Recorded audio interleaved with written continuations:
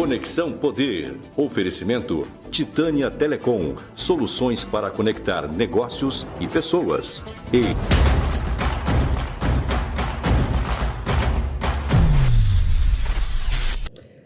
Olá, o Conexão Poder recebe Oswaldo Pereira, que é o presidente da Acrimate e foi reconduzido ao cargo agora recentemente. Parabéns, em primeiro lugar, presidente, muito bem-vindo ao Conexão Poder, muito bom ter o senhor aqui discutindo esse assunto da pecuária que é tão importante para o nosso estado, né? Já que Mato Grosso tem aí o maior rebanho do país. Para a gente é mais um motivo de orgulho, né? Continuar à frente da Acrimate, isso mostra a união do setor, né? Com uma chapa só, não teve desunião. E continuar trabalhando, né? Os desafios são enormes, né? Nós temos aí hoje um desafio político muito grande, um desafio econômico grande, né? Nós temos preços de arroba ruim, né? Então temos grãos com uma deficiência de grãos, assim, no mercado internacional, uma necessidade muito forte para o externo, então vai faltar aqui um pouco, né? Então a gente tem uma preocupação muito grande para vencer esses desafios, né? Nossos custos aumentaram bastante com a guerra da Ucrânia e com a pandemia, então nós não vamos ter muito trabalho pela frente. Esperamos contar com o apoio e a paciência do pecuarista nesses 3 anos. É verdade que o voto lá foi auditável?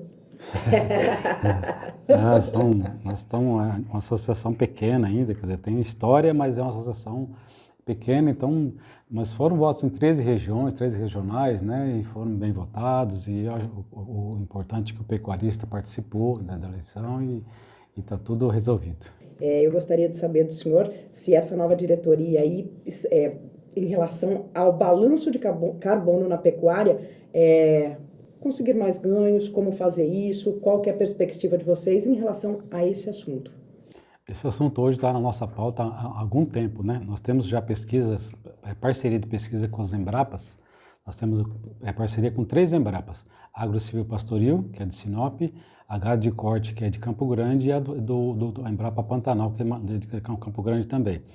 Dessas 3, as 3 estão trabalhos, a meta delas é verificar a fixação de carbono no solo pelas pastagens, né? Seja no Pantanal, que é uma coisa que ainda não existe, né? É uma coisa nova que nós estamos fazendo agora, e seja no Cerrado também, né? Então, assim, nossa linha hoje, a maior preocupação é essa. Por que a gente precisa? Além da preservação que a gente está tendo, a gente tem essas normas de conservação, um código florestal rígido, né, que a gente precisa seguir, né? A gente tem a intenção de remunerar o produtor, né? Por que a gente deixa essa pastagem, essa floresta em pé sem receber por isso?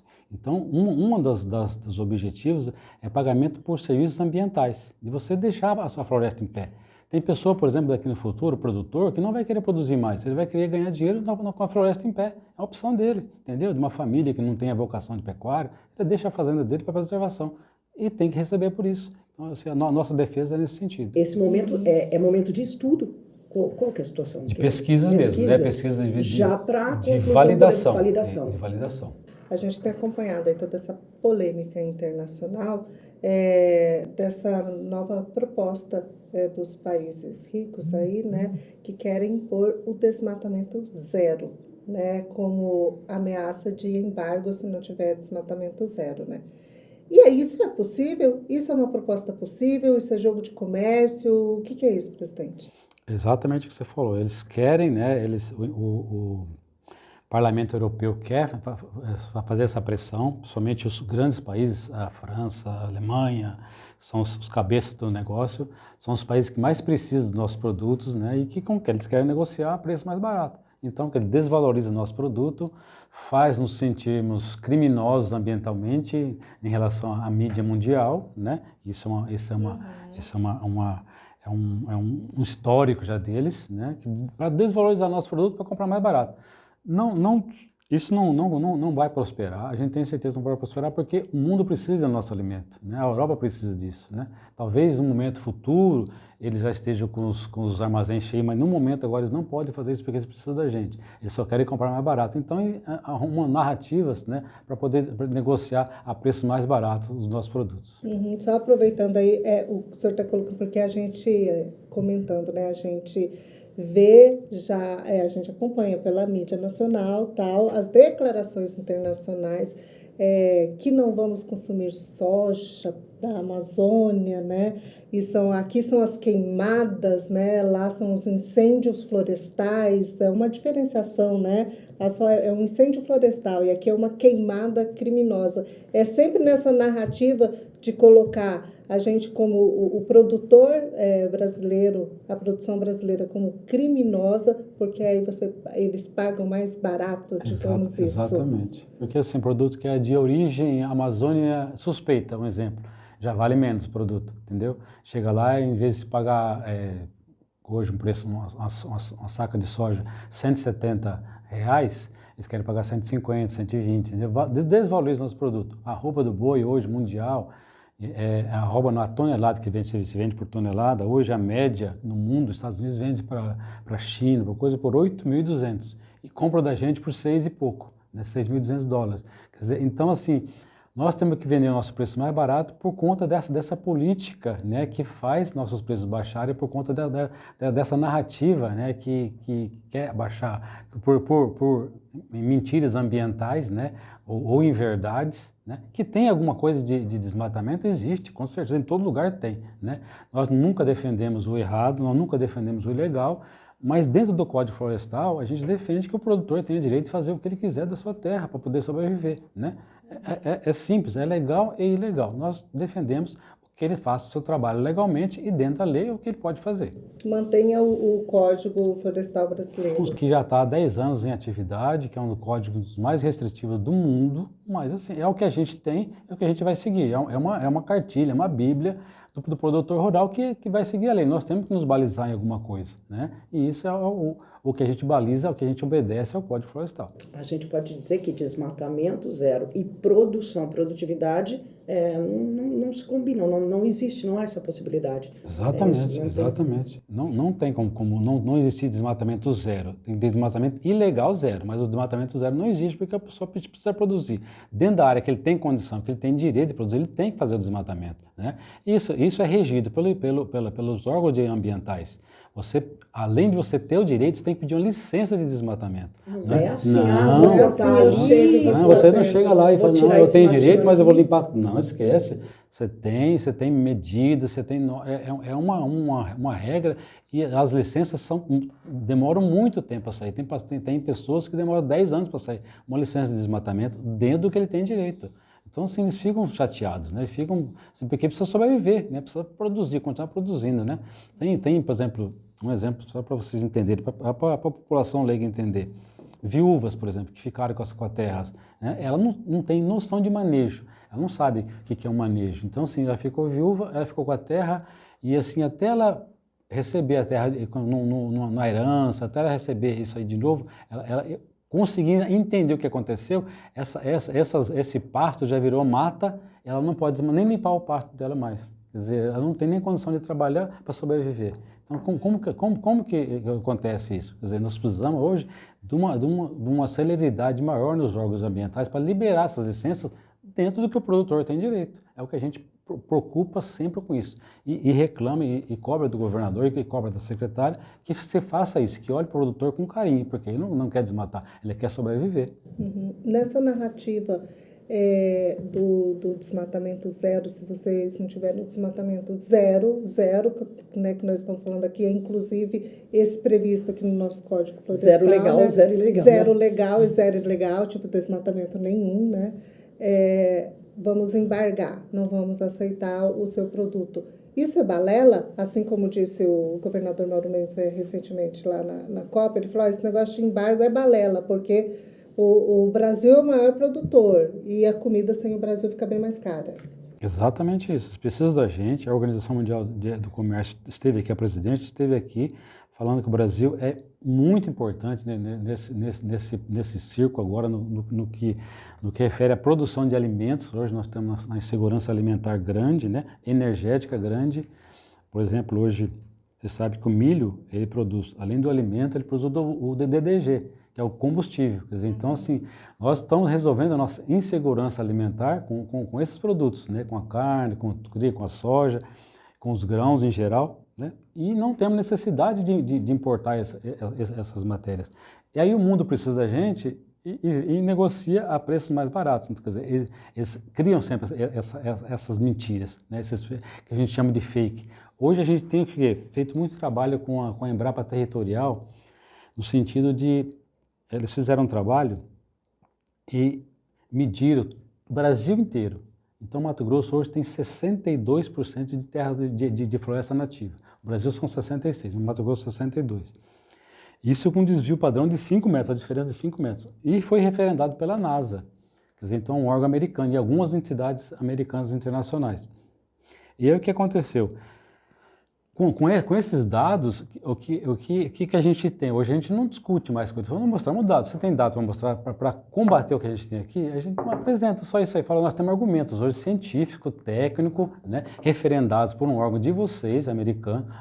Então vamos colocar na mesa. Então, a gente começa a discutir, porque você fala, o meu é melhor que o seu, o meu é mais bonito que o seu, não adianta nada para eles, né, porque eles sempre vão defender o deles. Agora a gente parou de discutir isso aí, agora nós estamos mostrando, levando até esses técnicos, né, para poder discutir tecnicamente com eles.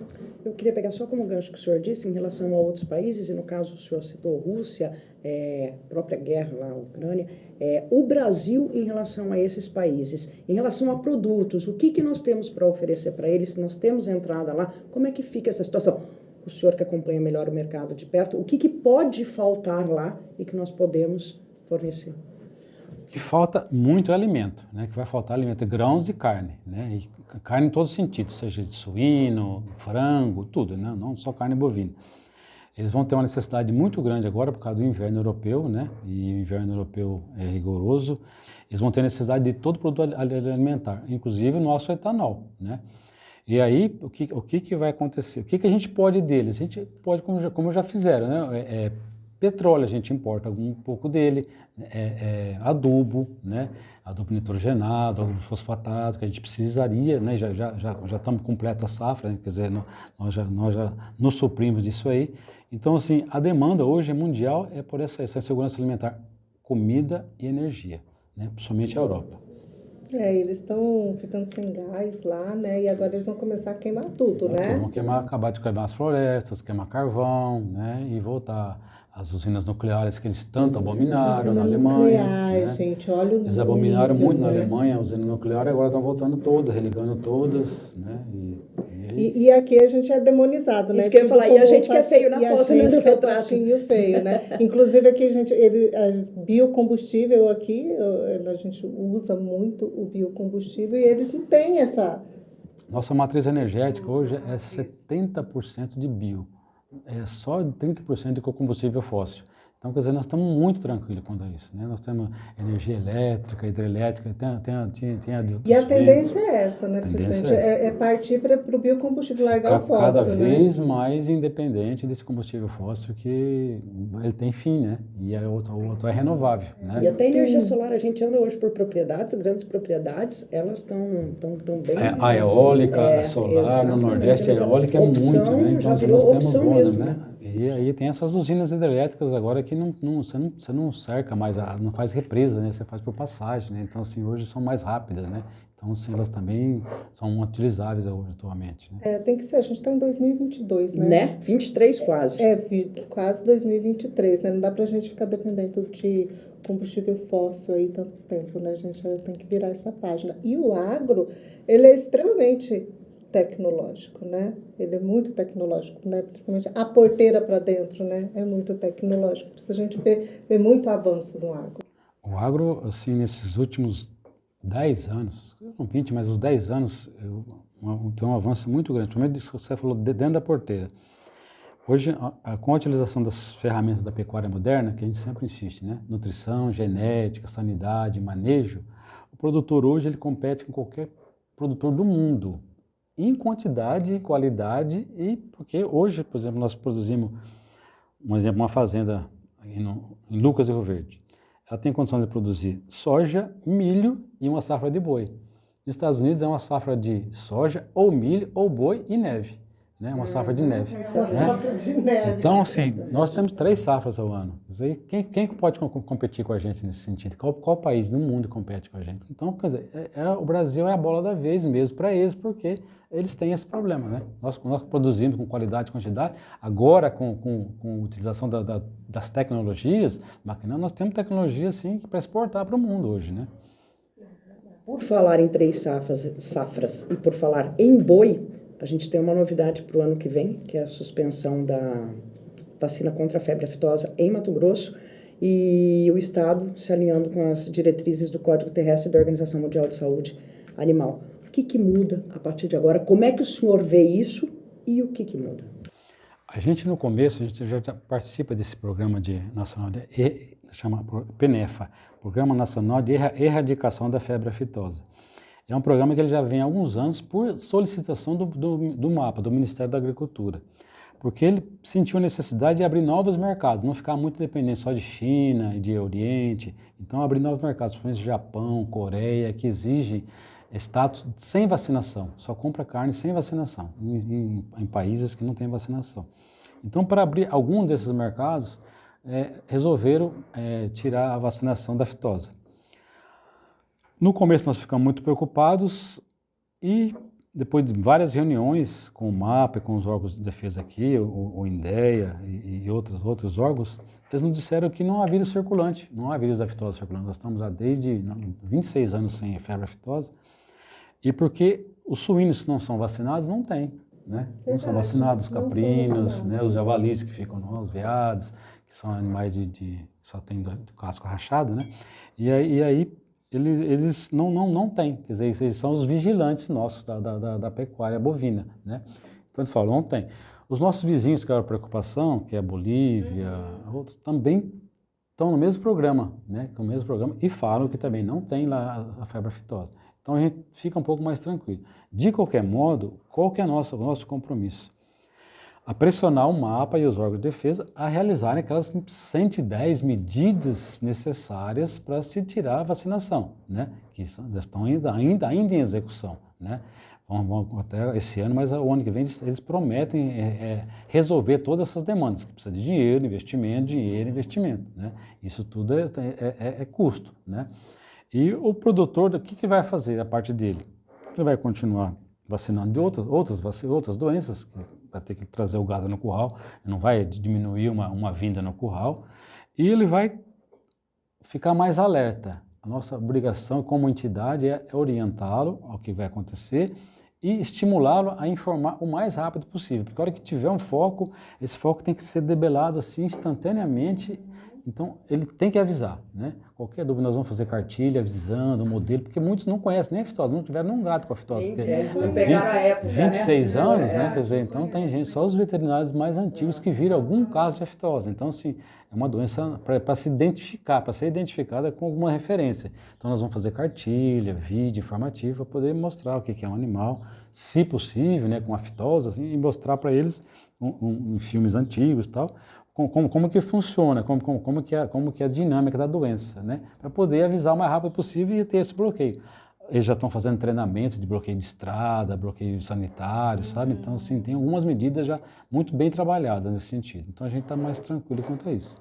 Mas aí Mato Grosso no mercado internacional fica mais fino, fica na papa fina. Fica já com chance de exportar para esses outros países, né? Nós temos, por exemplo, Santa Catarina. Santa Catarina é um estado que exporta suínos porque não tem vacinação há muito tempo lá, né? Então, assim, é um estado que o pessoal já compra muito, né? Então, assim, o status sanitário daquele tem que ficar mais ou menos próximo do sul também, né? Então, estado chama livre de vacinação, né? Que alguns países exigem isso aí. Preferência, digamos assim, da maioria dos produtores era pela reeleição do presidente Jair Bolsonaro, né? Tinha uma apreensão muito grande, principalmente um temor econômico muito grande, né? Com relação à eleição presidencial. E agora, né, com a eleição do Lula, com a volta da esquerda ao poder, quais as estimativas aí da produção rural, principalmente a pecuária? Então, você sabe que o produtor rural ele é muito conservador em tudo, né? Nos costumes, nas tradições, né? E aí o que acontece? Quando você muda 180 graus um governo é muito complicado, gera muita instabilidade. Não é porque é de esquerda ou de direita, porque é A ou B, é porque é mudança, né? E a mudança gera essa preocupação. O que acontece? A esquerda, há muito tempo atrás, e depois continuou dessa maneira, promovendo insegurança jurídica no campo, né? Eles deixam invasões de terra, né? Então, assim, não tem como tirar as pessoas da sua fazenda. Então, tem muita dificuldade. Você tem que ter hoje comissões de avaliação, comissões sociais que vão avaliar o uso social da terra, se aquela terra está sendo utilizada, bem utilizada. Então, assim, isso é constitucional, eu tenho direito à minha propriedade. Então, assim, gera insegurança no campo, gera insegurança jurídica, né? Nós precisaríamos ter garantia de poder trabalhar com a regra do jogo clara e definida. É isso que a gente precisa. No caso da pecuária, a pecuária é um ciclo longo, não um ciclo curto. Não é um ciclo que você faz em 3, 6 meses. São no mínimo 3 a 4 anos para você gerar um bezerro até você levar para o abate o boi, né? Então são 4 anos para isso. Como é que você vai fazer em 4 anos se você ficar refém de todas essas mudanças que vão acontecer? Então, o que você faz hoje? Coloca o pé no freio, para de investir? Então, assim, a preocupação é essa, né? Porque tudo é longo prazo no caso da pecuária, né? Então, assim, você vai ficar refém de muitas coisas durante muito tempo, né? Então, a preocupação é essa. Investir, reinvestir, diminuir, sabe? Vender a fazenda, mudar de rumo, né? E o produtor só sabe fazer isso na maioria dos casos, né? Nós temos hoje 80% dos produtores rurais hoje são de pequenas fazendas e de produtor que tem até 250 cabeças de gado. Então são pequenos e médios mesmo, é aquele que sobrevive, que vendendo 5, 6 cabecinhas de gado para poder passar 6 meses, sabe? É assim que funciona. É praticamente o tempo de um mandato, né? O tempo de um mandato. É o tempo de um mandato, quer dizer, a adaptação a esse mandato. E eu vou aproveitar, eu sou do interior de São Paulo, eu vivi numa região de conflitos agrários, há tempo atrás, o MST, entendeu? Essa situação provoca uma espécie de déjà vu, talvez nos produtores, aquilo tudo pode voltar a acontecer, ou não, isso tudo também ficou lá para trás, apesar do retorno de um governo, mas aconteceu lá 10, 12, 15 anos atrás, e como é que o senhor vê? Não, esse pavor continua, justamente por causa disso, porque nós tivemos algumas decisões do Supremo, né, primeiro que no caso da pandemia ele impediu de que se desocupasse a terra. Quem estava com a terra ocupada ficou com a terra ocupada mesmo, né? Convivendo com os ocupantes. Não teve como tirar. Agora, o Barroso, no caso, ele falou que para tirar agora essas pessoas que foram invadidas, o Estado tem que montar uma comissão. O Mato Grosso já tem essa comissão, mas ele quer que cada vez mais essa comissão seja social. Você não tem como tirar a pessoa da sua fazenda se não tiver um lugar para ela ficar.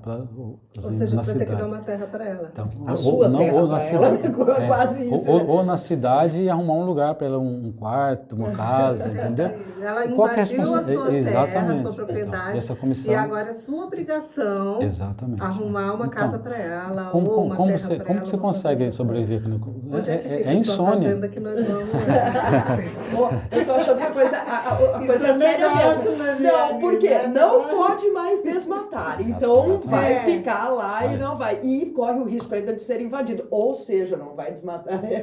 E é o casamento perfeito, porque se eles vêm e desmatam a sua terra, porque eles limpam 100 hectares num dia, né, para poder fazer. Verdade, tem e aí, isso. esses 100 hectares estão por sua conta. A propriedade é sua. Como é que você vai resolver? Você que vai resolver aquele problema depois de desmate ilegal. Então, na beira de rio, que eles escolhem água limpinha, sabe? Então, assim, beira de asfalto. O produtor está vivendo sob um terror. Esse aqui é o problema. Por isso que ele não dorme hoje, né? Por conta desse problema. A gente viu aí agora recentemente, né? O repórter MT acompanhou, eu acho que foi o primeiro que divulgou esse material, aqui nessa região aqui oeste do estado, um pessoal que chegou lá de mudança, né, para invadir uma fazenda de pecuária, e chegou de mudança lá, né, falou, olha, eu tenho uma matrícula aqui, isso aqui é área devoluta, estou entrando tal, e, né, a segurança da fazenda rapidamente agiu e acionou a polícia, foi impedido, a gente viu que todos os produtores da região se mobilizaram, todo mundo foi para lá,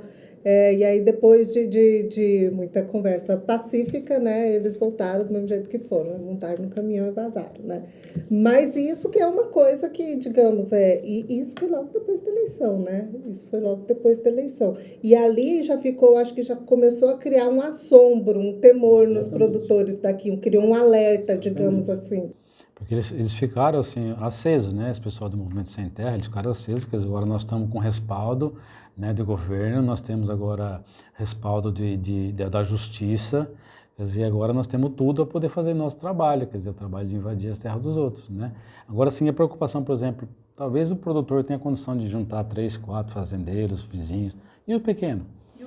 Ele vai morrer com a fazenda dele ali, com a terrinha dele, e vai ser invadido. Se for uma região boa, uma localização de produção boa, ele vai ficar convivendo com aquelas pessoas lá. E não tem como desocupar. A justiça não vai ter diferença para ele, não vai fazer diferença. Se ele tiver uma fazendinha de 300, 400 hectares, ele vai passar apurado e vai ter que dividir com esse pessoal.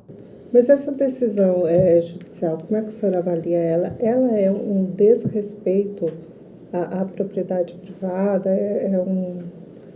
Eu não sei nem a palavra, o termo que eu uso, porque o cara vai chegar lá de mudança e vai ficar lá, ou você dá um outro terra para ele, ou uma casa para ele. Sim, o direito de propriedade é constitucional, está na Constituição, ninguém pode tirar a sua propriedade, nem tem que mudar a lei, se você quiser, você tem que mudar a Constituição, tem que fazer uma PEC e mudar a Constituição, não tem como tirar a sua propriedade, nem que você cometa a maior irregularidade ambiental, não tem como tirar, hoje a lei permite isso, né? Aí o que acontece? A nossa preocupação é com esse pessoal que não tem condições, né? E aí o que vai acontecer? Eles não têm justiça, ele não tem como pagar um advogado milionário, ele não tem como contratar policiais particulares, segurança armada. A justiça está sendo injusta, então? No caso, sim. Nesse caso, a preocupação nossa é essa, que os juízes, pelo menos os juízes de primeira e segunda instância, né, trabalhem e olhem com mais carinho para o produtor, né, sendo justos, né, olhar que a pessoa está querendo sobreviver da terra. Ele precisa da terra para sobreviver. Então, é a única vocação dele, né? Então, assim, a gente tem muita preocupação de olhar para esse pequeno e esse médio que não tem condição de se defender hoje. Que é a maioria. 80 e tantos %. E eu acho que a questão do produtor de gado, no caso, é um pouquinho mais preocupante, porque é o que na visão, assim, pode caracterizar o improdutivo, porque ali não vai estar uma soja, não vai estar um milho, não vai estar uma lavoura. O pasto associado à não produção, né? Exatamente. O boi está lá em outro lugar, agora, nesse momento, nesse espaço aqui, não tem nada em cima, né? E outra, o boi você coloca no caminhão e some da fazenda num dia, numa noite. Quer dizer, você rouba ainda, você abate esse gado roubado, quer dizer, a fazenda ficou improdutiva no outro dia. E já se ouviu falar muita coisa sobre isso. Um tempo atrás, 10 anos atrás, já... Nós temos exemplo nos nossos países vizinhos, a Venezuela começou desse jeito, as fazendas tinham gado, a Argentina hoje está começando a entrar nesse processo, também tinha gado, não está tendo mais, o produtor já está desanimado, não tá produzindo mais. Você acha que corremos esse risco? A gente corre um grande risco se a justiça ela não partir para esse lado de se preocupar só com o social, né? Social e irregular. Se for social e regular, está ótimo, tá tudo bem, tem muita terra devoluta que pode ser usada. Nós precisamos hoje de uma regularização fundiária pesada, para depois você começar a falar em punição. Você não pode falar hoje que... Hoje tem terras que não tem CAR. Como é que você vai punir o dono? Não existe. O dono a terra tem que ter lá um CPF para poder ser punida, né? O cara ser criminalizado. Mas não. Esses que cometem um desmatamento ilegal, que invade, não tem CPF a terra não tem dono. Então esses são os ruins da coisa. E esse pessoal quer entrar numa terra legalizada, arrumadinha, né? E isso que gera uma insatisfação muito grande no setor. A nossa preocupação sempre foi essa aí, né? Era antigamente e agora está voltando essa preocupação. E só para a gente lembrar, né? A Argentina, né, era o top da carne, né? Hoje eles estão sofrendo, já estão diminuindo muitas exportações, né? Porque o governo segurou as exportações, né? Com seguro de exportação, que é uma coisa que já estão falando aqui, se a gente exporta só 25%, deixa 75% aqui no mercado, que já está sobrando a carne aqui, né? O consumo reduziu muito. Você vai segurar mais carne aqui, o que vai acontecer? Você vai estagnar a carne, você vai diminuir a produtividade, daqui a pouco vai faltar carne no mercado, né? Então, a demanda externa ela é pequena, 25% só. A demanda externa é necessária. Precisa, porque ela que regula o mercado. Giro, ela que regula, exatamente, ela que regula. Porque às vezes o consumidor fala, mas a carne está cara porque estão mandando a nossa carne lá para China. Aí eu não tenho o que comprar aqui, aí fica caro.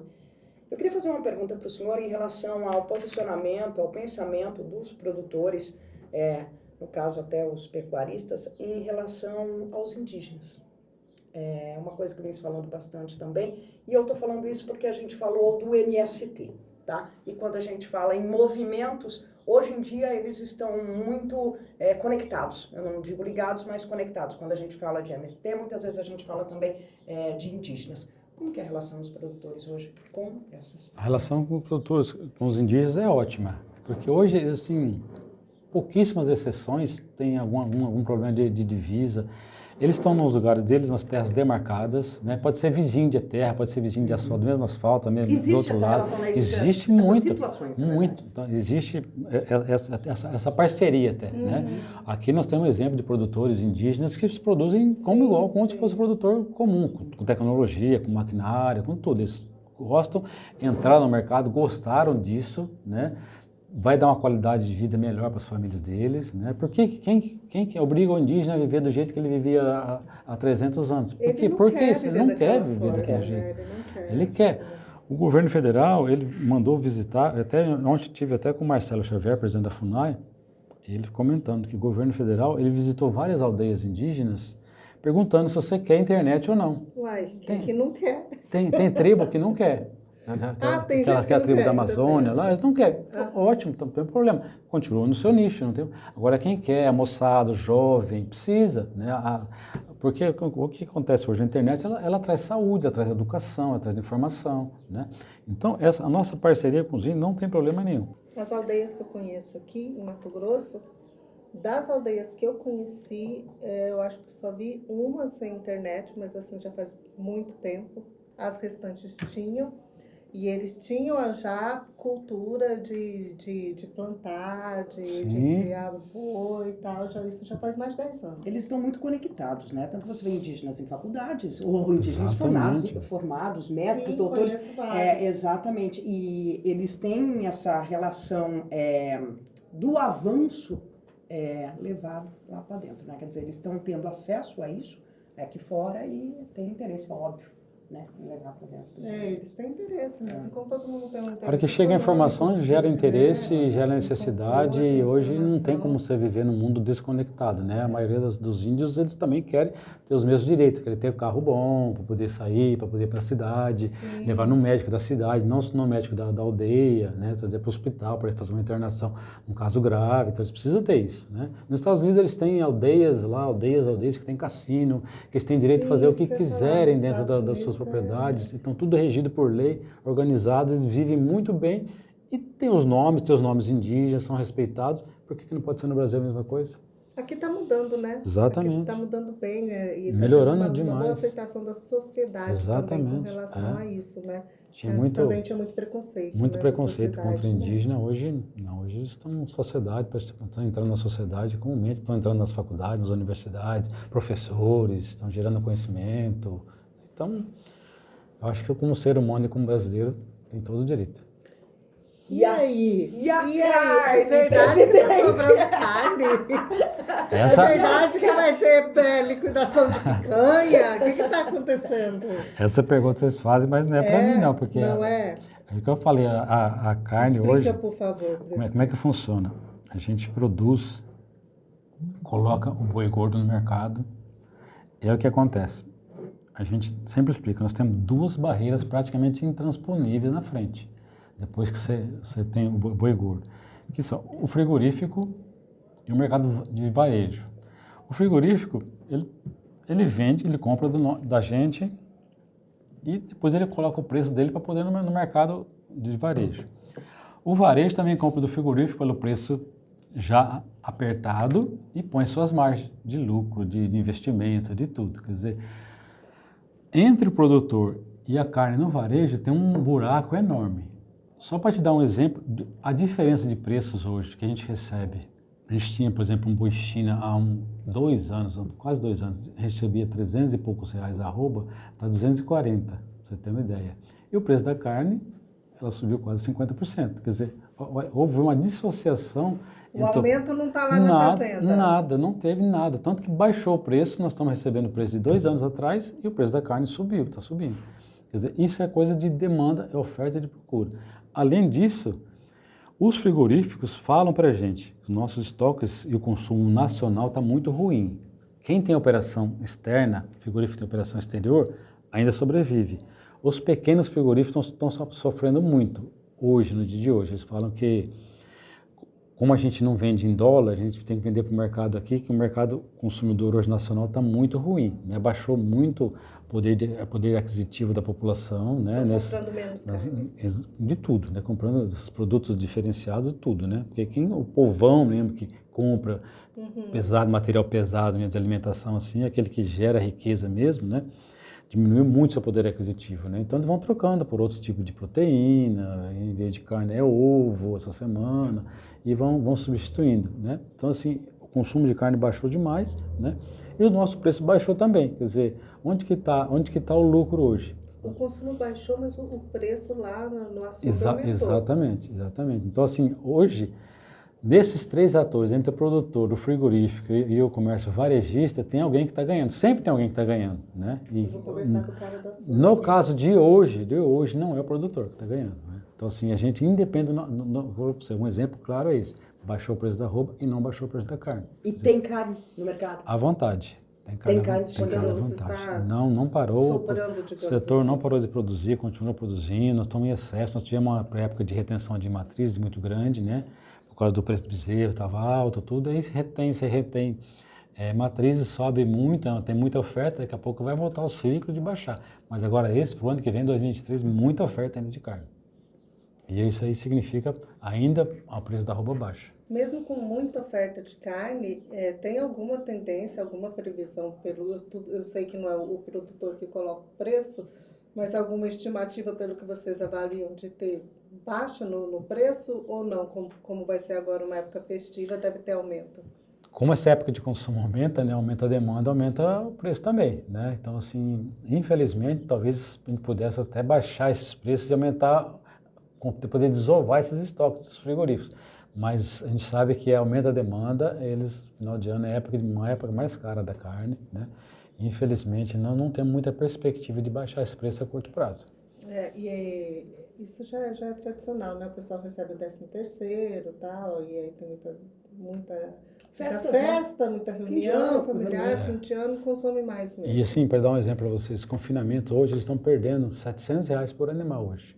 Porque eles têm que fazer uma terminação em grãos, né, intensiva, né, e hoje estão levando prejuízo por conta do preço da arroba. Eles estavam fazendo uma perspectiva aí de vender a 320, 330, está 240, 250, até 260. Então, quer dizer, estão perdendo quase 50, R$60 por arroba por animal. Presidente, não vai ter a promoção de picanha, então, que ele está falando aqui para gente. Eu queria, assim, voltar à cadeia. Por exemplo, o senhor está dizendo que tem carne no mercado, tá certo? Tem. E isso corre o risco de prejudicar a produção lá na ponta, por exemplo, ou não, porque aí depois essa produção é absorvida pelo mercado externo. Como que funciona isso internamente? Então, o mercado externo é limitado, né? O mercado interno, que é o grande potencial, que são 75%, que poderia aumentar, só aumentar 10% do consumo já não esvazia a produtividade. Aumentar 10% do consumo nacional já não sobra nenhuma carne no açougue, né? nem nas câmaras frigoríficas. Isso é importante a gente saber, né? Então, o que acontece? Se melhorar um pouquinho as condições econômicas da população, nós vamos ter até às vezes ter falta de carne daqui para frente, mas não acredito nisso, né? Porque assim, esse processo de melhorar as condições da população é um processo demorado, né? De poder aquisitivo, de pleno emprego, que já estava tentando acontecer, né? Vamos ver o que vai acontecer com o novo governo, se houver novo governo, né? Essa situação vem de quando? Eu pergunto para contextualizar e só para a gente saber se esse período, a gente está praticamente um mês com movimentos, protestos, manifestações, se essa situação teve alguma interferência também. Né? Por enquanto não teve impacto nenhum. Nós pode andar pelos vários açougues frigoríficos, ainda assim, mas produtos são regionais, não transportam muito, não tem muita distância, assim, geralmente os abates são próximos aos frigoríficos, né, então, a produtividade, né, os animais ficam próximos, né, nas região de 100, 200 quilômetros, então, assim, não está tendo essa demanda ainda não, essa reclamação da população, dos açougues, não está tendo. Então, assim, ainda os estoques dentro das câmaras frigoríficas, dos frigoríficos estão cheios. Quer dizer, onde que nós vamos reclamar no frigorífico? Olha, vou manter em sigilo aqui o nome do dono do açougue, mas agora eu fiquei grilada com ele. Preocupada, né? Só assim, uma que a gente orienta muito bem a população. A carne não vai ficar, ninguém vai jogar fora na carne no açougue. A carne que custa R$50 essa semana, na outra semana vai ficar 40, né? Então, assim, é a opção do consumidor, né?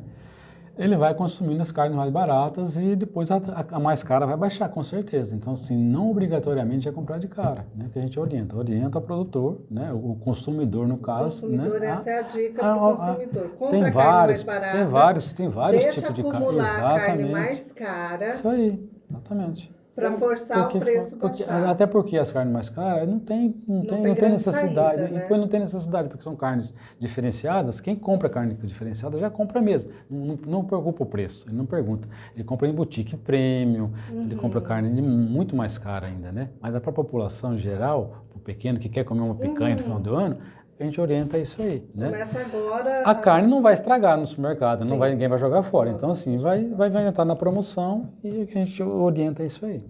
E o brasileiro tem esse costume de comer a carne fresca, Exato. né? Que lá fora a carne deles não tem nada de fresca, né? Nada.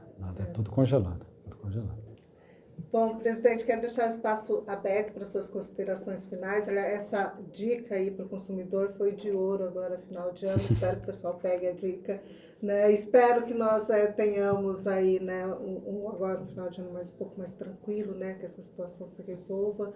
Essa tensão, esse momento de tensão que o nosso país passa, que a gente tenha, né, realmente um crescimento econômico, uma tranquilidade aí nos próximos meses, esperamos.